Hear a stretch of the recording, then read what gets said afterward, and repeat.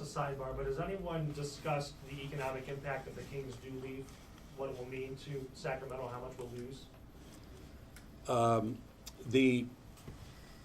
Yeah, we have had that discussion, and it's not a great deal of money in terms of economic impact. What we look at right now is the teams that come in. Teams travel typically with 25 to 30 people during the season, and most of those teams stay at least one night. A couple of the teams will stay 2 nights, and some teams are kind of in and out after the game, depending on how the travel works. We think that economic impact, we've been told by the hotels, is, I don't know, $6,000 to $8,000 a game. Playoffs a lot different, because playoffs, then people actually come from out of town to see the other team, the visiting team, play. So that number goes up quite a bit. Yeah, and media, of course, sure. And media, and then also, obviously, if you're losing 45 regular season games a night of an NBA team playing at your local sports facility, those folks are not going out to eat. They're not going to the bar before the game. They're not going to their local supermarket to buy a bag of chips and a 6-pack of beer to go watch the game at home. So there is a significant economic impact should the Kings leave.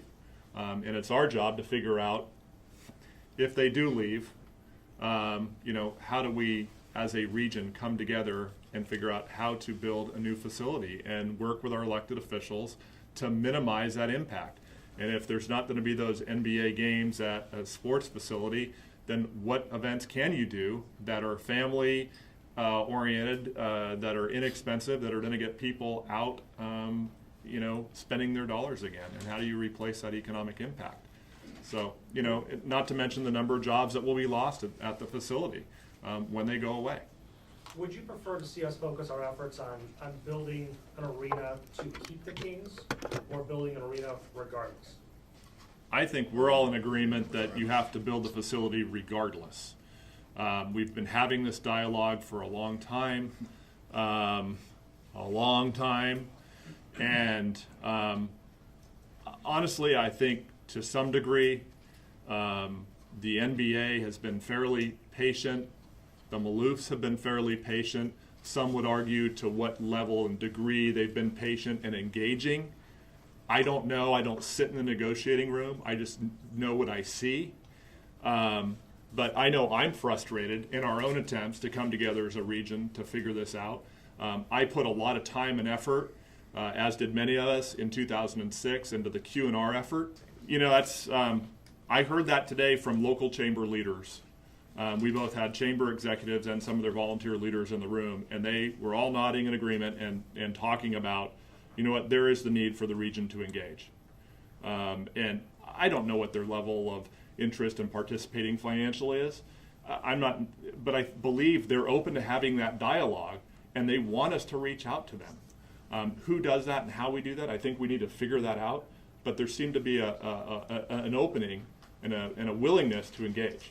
So I'm to that end, I'm kind of excited about it, because I think we can now have a dialogue that we didn't have before. Because I think we do have some time to pull some folks together. In 2006, we didn't have that time.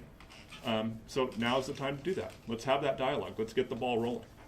What are the resources your groups will put into this?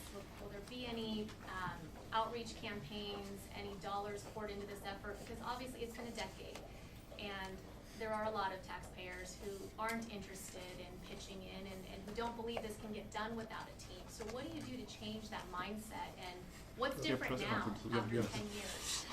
Well, I think we've got to do a good job of making sure we're communicating clearly the message. And I think one of the challenges last time is the perception didn't always match reality when it came to what was expected financially. And I think we need to learn from this process, make sure we understand it, make sure we believe in some of the financial opportunities, and reach out to our constituency. We've got, between the Metro Chamber, Convention Bureau, and Partnership, we've got a regional constituency that we need to make sure that we can identify, show the return on that investment, and show what it truly will mean for this facility to be built. Let's keep in mind that this is a dialogue that did not happen last time. We did not have the ability to have this regional discussion with our partners. And this is not a Sacramento-only facility. This is a facility that benefits this entire region. And we need to make sure that we are communicating that and really reaching out to engage what are levels of willingness with our partners. And I don't think we know that yet. Let me add something to that too. You know, speaking on behalf of the hospitality industry, they clearly understand that there's going to be a place at the table for them in some way. Levels of participation to be decided in the future, but they will be one of the big benefactors if the facility is built in the downtown.